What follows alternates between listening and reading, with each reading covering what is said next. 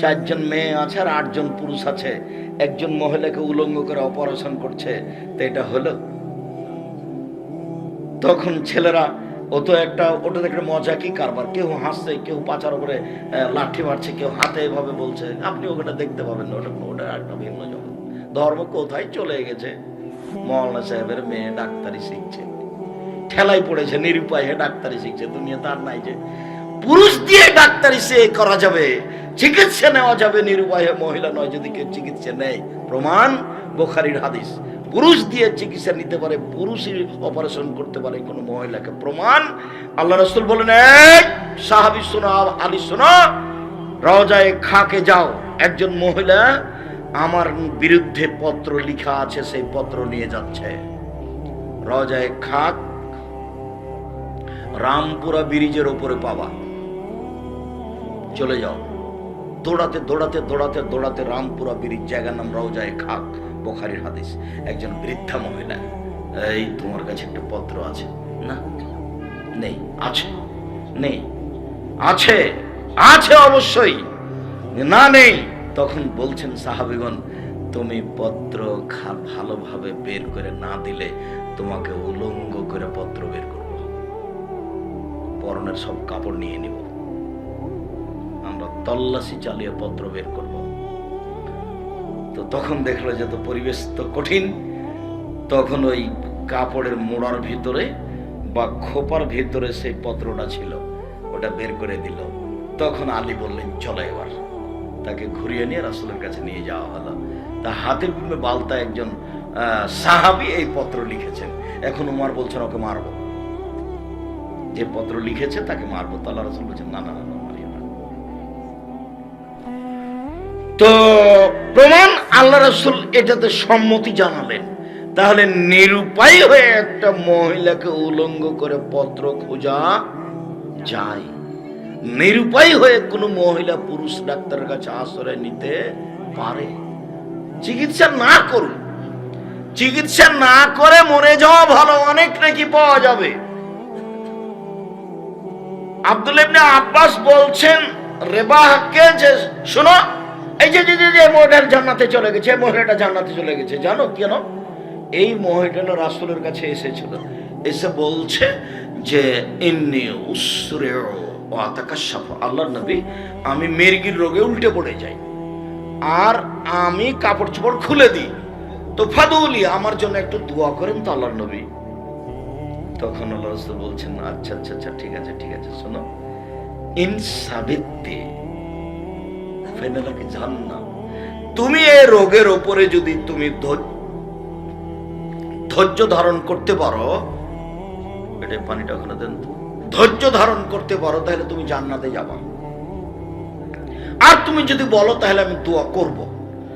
তখন মহিলাটি বলছে, আমি এই রোগের উপরে ধৈর্য ধারণ করলাম, তবে একটু আল্লাহর কাছে আপনি দোয়া করেন আমি যেন কাপড় খুলে না ফেলি। তো আল্লাহ রাসূল বলেন, আচ্ছা ঠিক আছে। হাদিস বুখারী মুসলিম। তাই আব্দুল্লাহ ইবনে আব্বাস বলছেন, এই যে এই মহিলা জান্নাতে চলে গেছে, কালো রঙের মহিলা, একবারে নগদ দেখাচ্ছে, হাদিস মুসলিম। মানে আল্লাহ রাসূল বলেছেন যে তুমি যদি এই রোগের উপরে ধৈর্য ধারণ করতে পারো তাহলে তুমি জান্নাতি। তখন মহিলা উত্তরে কি বলেছে? আমি ধৈর্য ধারণ করলাম। যার জন্য জ্বর হলে সিঙ্গাপুর যাবেন না। আপনি দেখেন আলী ইহতেশাম টিভিতে জুমার খুতবা যেগুলো এখন ধারাবাহিক চলছে, 2020 সালের করোনা ভাইরাসকে লক্ষ্য করে এখন জানাজার সালাত চলছে। তাতে এক জায়গাতে বলা হয়েছে, মানুষের গায়ে যখন জ্বর হয় তখন জ্বরের কারণে তার পাপ ঝরতে থাকে ওইভাবে যে কামারের ভাটিতে লোহা দিয়ে, স্বর্ণ চাঁদি দিয়ে যখন লাল হয়ে যায় তখন ওর ময়লাগুলি যেভাবে ঝরতে থাকে, পাপ ওইভাবে ঝরতে থাকে মানুষের জ্বরের কারণে। আবার বলেছেন যে গাছের পাতা পেকে গেলে গাছ যেমন তার পাতাকে টপ টপ টপ টপ করে ঝরাতে থাকে, মানুষের গায়ে যখন জ্বর হয় তখন তার পাপগুলি টপ টপ টপ টপ করে ঝরতে থাকে। হাদিস বুখারী মুসলিম, এভাবে মুহাম্মদ সাল্লাল্লাহু আলাইহি সাল্লাম বলেছেন। সম্মানিত দিনী ভাই বোন, কোন নারীর গায়ে হাত লাগিয়ে হলুদ মাখাতে পারে না। এরকম যুবতী মেয়েকে হলুদ মাখানো চিরদিনের জন্য হারাম। দেবর ভাসুরকে এইভাবে হলুদ মাখানো চিরদিনের জন্য হারাম। হলুদ মাখাতে পারে, তার মা মাখাবে, তার খালা মাখাবে, তার ফুফু মাখাবে, তার ভাবি যদি হলুদ মাখায় তাহলে বিবাহের আগেই জেনা, বিবাহের সূচনাতেই জেনা। জেনা দিয়ে বিবাহ চালু হয়েছে। কি দিয়ে বিবাহ চালু হয়েছে? জেনা দিয়ে। রাসূল সাল্লাল্লাহু আলাইহি ওয়াসাল্লাম বলছে রায়নানে তাজনানে জেনাহুমুন নাজর, দুই চোখের জেনা হচ্ছে চোখ দিয়ে দেখা। অল ওজনানে জেনাহুমুল ইস্তেমাউ, দুই কানের জেনা হচ্ছে কান দিয়ে শোনা। ওয়াল ইয়াদ জেনাহাল বাতস, হাতের জেনা হচ্ছে হাত দিয়ে ধরা।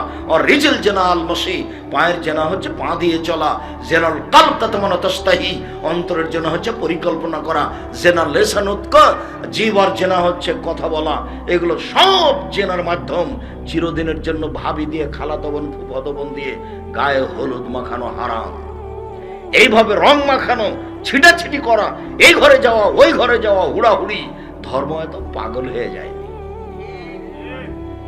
মুহাম্মদ সাল্লাল্লাহু আলাইহি সাল্লামের দেওয়া ধর্ম ইসলাম একটা নীতির নাম। যেই ধর্মে এক গিলাস পানি পান করলে 5টা বিধান লাগে, সেই ধর্ম এতই পাগল হয়ে গেছে, বিবাহ লেগে গেলে আর কেউ মানুষ নাই, সব পশু হয়ে গেছে। ভাবি আর বোনেরা যে কি করছে তার কোনো হিসাব নেই। যার যাও সবাই নাকি ফিরি। নাউজুবিল্লাহ মিন যালিক, নাউজুবিল্লাহ। এটা তো আমার চোখের সামনে। আমি যখন যাই কোনো বিবাহের বৈঠকে, যদি দেখি এরকম, তাহলে ওখান থেকে ফিরে আসি। বিবাহ পড়াতে যার কারণে আমাকে সাহস করে না, যেখানে নিয়ে যায় না। আর না হলে দূরে কোনো জায়গাতে বিবাহ পড়ে আমাকে বিদায় করতে দেয়।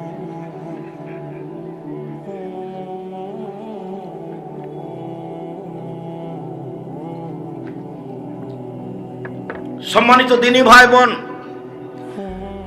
এরকম হলুদ মাখানো ছাড়াই বিবাহতে যেতে হবে। মেয়েদের যাওয়া নিষিদ্ধ। এবার চলে যান বিবাহের বৈঠক। মেয়ের কাছে বিবাহ পড়ানো হারাম চিরদিনের জন্য। মেয়ের কাছে বিবাহ পড়ানো হারাম। ছেলের সামনে মেয়ের বাপ বসবে, দুইজন সাক্ষী থাকবে, খুতবা হবে, তারপরে মেয়ের পিতা বলবেন। যদি মুখে উনি না বলতে পারেন তাহলে অন্যজন আগে আগে বলবেন, উনি পিছে পিছে বলবেন, আমার মেয়ে খালেদা এত টাকা নগদ, এত টাকা বাকিতে তোমার সাথে বিবাহ বন্ধনে আবদ্ধ হতে রাজি। আব্দুর রাজ্জাক সাহেব একটু থামেন। আব্দুর রাজ্জাক সাহেব, বাকি মোহরে কি বিবাহ চলে? হ্যাঁ চলে। প্রমাণ? ওই যে একটা মহিলা রাসূলের দরবারে এসে বলল, আল্লাহ নবী আমাকে বিবাহ করেন আপনি। আল্লাহ রাসূল এভাবে দেখার পরে, চোখটা উঠে দেখার পরে থেমে গেলেন, কিছু বলছেন না। তো একজন যুবক বসেছিল ওখানে, একটা লোক বলছে, আল্লাহ রাসূল আপনি বিবাহ না করলে আমার সাথে বিবাহ দিয়ে দেন। আপনি যে কিছুই বলছেন না, মহিলা যেভাবে আপনার সামনে পেশ করলো, তা আপনি যে একবারে চুপচাপ এভাবে দেখে থেমে গেলেন। তখন বলছো তুমি বিবাহ করবা, টাকা পয়সা কিছু আছে? না তেমন কিছু নেই। কিছুই নেই? না কিছুই নেই। যাও না বাড়ি থেকে দেখে আসো না, কিছু যদি লোহার একটা আংটি থাকে, কিছু না কিছু লাগবেই, নইলে রাজশাহীর একটা ফজলিয়াম হলেও হবে। কিছু না কিছু লাগবেই। মাঝাবে বলেছে, হানাফি মাঝাবে, যে অন্তত 10 দিরহাম লাগবে, হাদিসটা জাল। এইখানে আল্লাহ রাসূল যেটা বলছেন সেটাই চূড়ান্ত। আরে যাও না, একটা লোহার আংটি পেলেও দিবা। তখন ঘুরে এসে বলছে যে লোহার আংটিও নাই, খালি আমার এই লুঙ্গি খেলা আছে। তখন যেটা হলো, তুমি যদি তোমার বউকে দাও তুমি কি করবা? হাদিস বুখারী মুসলিম। তখন আল্লাহ রাসূল বলছেন, আচ্ছা ঠিক আছে, তুমি কি অমুক অমুক সূরা জানো? হ্যাঁ জানি। আচ্ছা ঠিক আছে, তুমি এই সূরাগুলো তাকে শিখিয়ে দিও, এর বিনিময়ে আমি তোমার বিবাহ দিয়ে দিলাম। এই যে শ্রম, কোরআন মাজিদ, যার জন্য তো হুজুর বলছেন যে বক্তৃতা দিয়ে টাকা নিব। তো দেখেন কোরআন মাজিদ ব্যবহার করছে বিনিময়। কথা বুঝতে পারেননি? তাহলে বক্তৃতা দেব 1 ঘন্টা, টাকা 50,000 নিব না? কিভাবে যে মানুষ টাকা দিচ্ছে আমি নিজেও বুঝি না। আমি যেটা বলেছি সেটাই ঠিক। এদেশের শতকরা 95 জন বক্তা মিথ্যু, এদেশের শতকরা 98 জন মুফাসসির মিথ্যু। কে একটু সাহস করে বলে না কেন? 32 বছরে কোনোদিনও অপ্রয়োজনীয় বাক্য বলিনি, জালজয়ী হাদিস বলিনি, কিসসা কাহিনী বলিনি। বলে না কেন সাহস করে? আমি তো বলছি, আর আমি প্রতিদিনই বলছি। বক্তৃতার জগৎ আমাকে অন্তত দেখাতে হবে না। 32 বছর থেকে বক্তব্য দিয়ে আমি হাড়ে হাড়ে চিনি। এই অবস্থাকে আমি হাড়ে হাড়ে চিনি, অক্ষরে অক্ষরে বুঝি। এক মিনিট, আপনি বুঝতে পারছেন আস্ত ফাঁকি দেওয়া কিছুই না। যারা বক্তব্যের ব্যবস্থা করেছে তাদের কিছু টাকার দরকার, আর ওও বলছে বক্তৃতা করে আমারও কিছু টাকার দরকার। তো দুইজনের উদ্দেশ্য শেষ হয়েছে, দুইজন বাড়ি চলে গেছে। সলাতের সাথে, ইবাদতের সাথে, নামাজের সাথে কারোর সম্পর্ক নাই। আর এইভাবে গেলে আল্লাহকে চিনাও যাবে না, ও ঘুমাইতেও পারবে না, রাত 10টায় রাত 3টায় উঠতেও পারবে না। সব মিলে এরকম এলোমেলো চলছে, এটা আমার চোখের সামনে। এই জিনিসটা কেউ তর্ক করতে পারবে না। আর হাদিস কেউ মুখস্থ করে না, এটা একটা অসুবিধা। আলহামদুলিল্লাহ, আল্লাহর অশেষ দয়া, ঘন্টার ঘন্টা আমি হাদিস অনুবাদ করে শোনাতে পারি আপনাকে। আবু হুরায়রা রাদিয়াল্লাহু তাআলা আনহু বলেন, রাসূল সাল্লাল্লাহু আলাইহি সাল্লাম বলেছেন, লা ইউজির রাজুলু ইলা রাজুলি ফি সাবিন ওয়াহিদ, পুরুষ একজন আরেকজন পুরুষের সাথে যেন এক লেপে না শোয়, এক বিছানে না শোয়। ওয়ালা তুবজিল মারাতু ইলাল মারাতু ফি সাবিল ওয়াহিদ, একজন মহিলা যেন আরেকজন মহিলার সাথে এক লেপে না শোয়, চিরদিনের জন্য হারাম। এইভাবে মেসে মেয়েগুলি থাকছে, দুজন পাঁচজন, ওরা একজন পুরুষ একজন নারী হয়ে জেনা করছে দিন রাত। সমকামিতা, পুরুষও তাই। আল্লাহ নবী নিষেধ করলেন। আল্লাহ রাসূল কি কিছুই বুঝেন না যার সাথে জিবরাইল চলেন? এই কথার দাম আছে না? এই কথার দাম কত কোটি টাকা আপনি হিসাব করেছেন? এইভাবে বলছেন, লাইফজির রাজুলে ইলা রাজুলি ফি সাবিন ওয়াহিদিন, একজন পুরুষ আরেকজন পুরুষের সাথে এক কাপড়ে এক লেপে থাকতে পারে না, বিছানা একটা হলে লেপ ভিন্ন হতে হবে। স্বামী স্ত্রী ছাড়া অন্য কেউ থাকতে পারে না। আল্লাহ রাসূল বলছেন, আরে শোনো শোনো, আয়েশার ব্যাপারে তোমরা খামাকা বলে কি বলবে? সবাই আয়েশার দিন হাদিয়া দিয়ে পাঠায়। এই শোনো, আয়েশা রাদিয়াল্লাহু তাআলার সাথে আল্লাহ নবী কবে থাকবে? বলে রবিবারে। আচ্ছা ঠিক আছে, আমি আম দেব, ও কাঁঠাল দেবে। তো ভাগ দেওয়ালা কি দিবে? যা একটা দিবে, যেটা সবচেয়ে ভালো, মাছ টাছ কোনো একটা কিছু। সবাই ওই দিনে হাদিয়া দিয়ে পাঠায়। তখন সব স্ত্রীর মন খারাপ। তখন সব স্ত্রী বলেন, আল্লাহ রাসূলকে একটু বলো না। আল্লাহ রাসূল সবকে বলে দেখ যে সবার দিনে এ দিবে, হাদিয়ে দিবে, খালি আয়েশার দিন কেন একটা মনটা কষ্ট পায়। তখন প্রথম দায়িত্ব নিলেন উম্মু সালমা, আমি বলবো। আল্লাহ নবী, এটা আপনি একটু বলেন, এটা একটু বন্ধ করেন। খুব চেষ্টা করলেন, হলো না। জায়নাব চেষ্টা করলে হলো না। ফাতেমা একদিন চেষ্টা করছেন, আব্বা সবাই খালি বলা বলি করে, আপনি শুধু আয়েশা রাদিয়াল্লাহু তাআলা আনহার দিনে মানুষ খালি হাদিয়া দেয়, অন্য দিনে দেয় না, সব স্ত্রী কষ্ট পায়। তখন উনি বলছেন, দেখো আয়েশার ব্যাপারে তোমরা আমাকে কষ্ট দিও না। আয়েশা তো এমন মহিলা যে আমার সাথে এক ল্যাপে থাকে, তখন জিবরাইল চলে আসেন।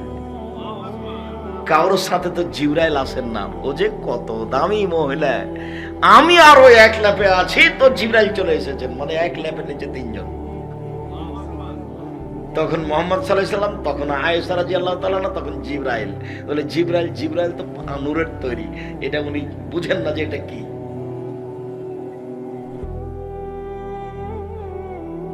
অনুভূতি তার নাই এগুলো, বাস আদেশ পালন করে, 19-20 হবে না, শুধু আদেশ পালন করে। কোনো পাপ নাকি করার কোনো ক্ষমতা নেই। বলে লাগিয়ে দিয়েছে সুবহানাল্লাহ বলো, দিন রাত বলছে সুবহানাল্লাহ সুবহানাল্লাহ সুবহানাল্লাহ সুবহানাল্লাহ।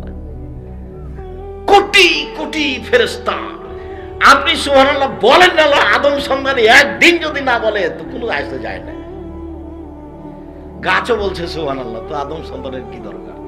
সৃষ্টি করেছে দেখার জন্য, ভালো হলে জান্নাত, খারাপ হলে জাহান্নাম। সৃষ্টি করেছেন দেখার জন্য। তো আয়েশা রাদিয়াল্লাহু তাআলা এই কথা। এবার চলেন বিবাহের বৈঠকে, এত টাকা নগদ, এত টাকা বাকিতে, বাকি মোহরে চলবে, এটার প্রমাণ তুমি কোরআন শিখিয়ে দিও। কথা বোঝা গেল না মনে হয়। তো কোরআন কি এখনই শিখিয়ে দিবে না 6 মাস বছর লাগবে? 6 মাস বছর লাগবে এই যে বাকি মোহরে বিবাহ জায়েজ। তাই বলছে এত টাকা নগদ, এত টাকা বাকিতে। তবে 1,01 টাকা হওয়া এটা আবার সেরেকি কথা। নাউজুবিল্লাহ মিন জালিক। 50,000 হোক, 1 লক্ষ হোক, কম মোহর ভালো। কম মোহর হলে বরকত আছে, এই কথা মুহাম্মদ সাল্লাল্লাহু আলাইহি সাল্লাম বলেন। বিবাহ হয়ে গেল।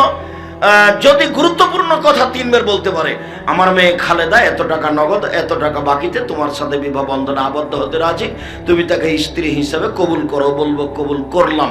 বা বুখারীর হাদিসে এসেছে কাবিল তো শব্দ বললে হবে, আলহামদুলিল্লাহ বলে শব্দ পার করা হবে না।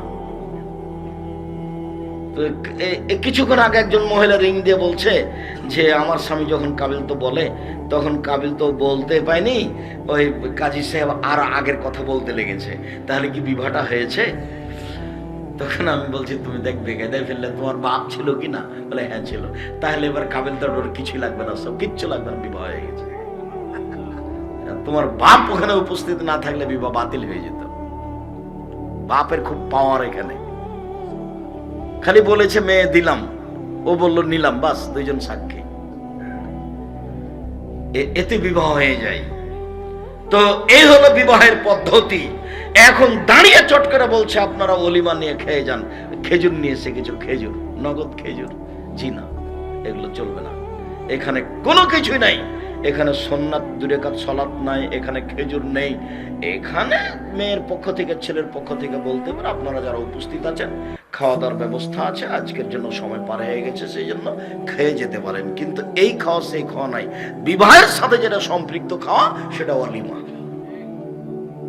এবার নিয়ে আসেন বউ, সাজগোজ করে নিয়ে আসেন সেটা ভিন্ন কথা, ওই গাড়িতে আপনি আসেন সেটা ভিন্ন কথা, কিন্তু এইভাবে সাজিয়ে আর একজনকে সাদা করে নিয়ে আসা যাবে না।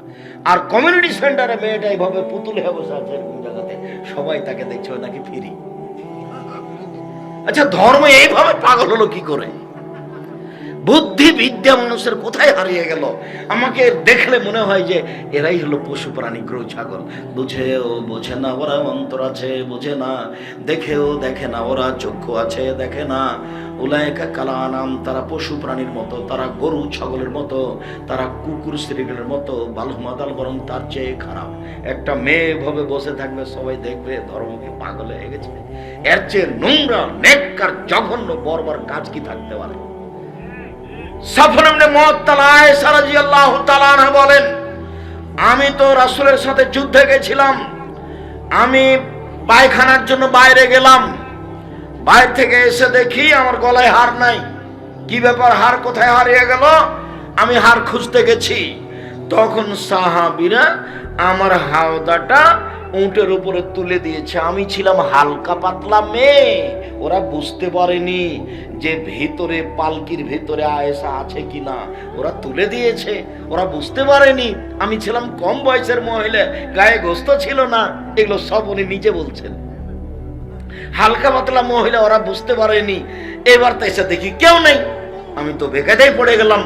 তখন আমি এখানে বসে গেলাম এই জন্য যে যখন তারা হাওদাতে দেখবে যে আমি নেই, তখন তারা তো আমাকে খুঁজবে। তাহলে খুঁজবে এ হেতু আমি এখানে বসে থাকি। তারা খুঁজবে কোথায়? খুঁজতে খুঁজতে এখানে আসবে, আমি এখানেই থাকি। তা আমি এখন আছি এখানে, ফর্চা হয়ে এসেছে, দূর থেকে বোঝা যাচ্ছে। সাবরের মতল বলছে যে কিরে, ওখানে মহিলা মানুষ মনে হচ্ছে, এটা কে? একটু আগে, ইন্নালিল্লাহ, এ তো আয়েশা। তো উনি আমাকে দেখে চিনে নিলেন কি করে এটা আয়েশা? উনি আমাকে পর্দার আয়াত নাজেল হওয়ার আগেও দেখেছিলেন, তখন ওই অনুমানে দেখে নিয়েছেন এটা আয়েশা। তখন বলছেন ইস্তারজা, ইন্না লিল্লাহি ওয়া ইন্না ইলাইহি রাজিউন।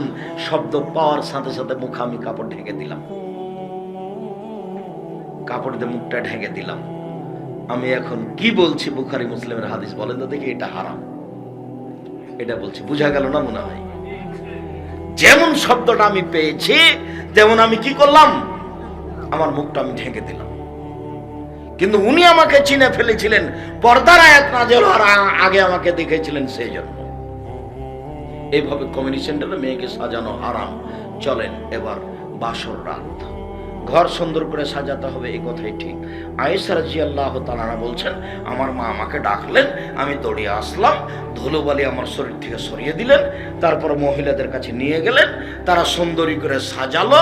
বিউটি পার্লারে যা কিছু আছে সবই দিতে পারে, বিউটি পার্লারে ঢোকানো নিষেধ। তারপর সুন্দরী করে সাজিয়ে একটা ঘরে নিয়ে গেল।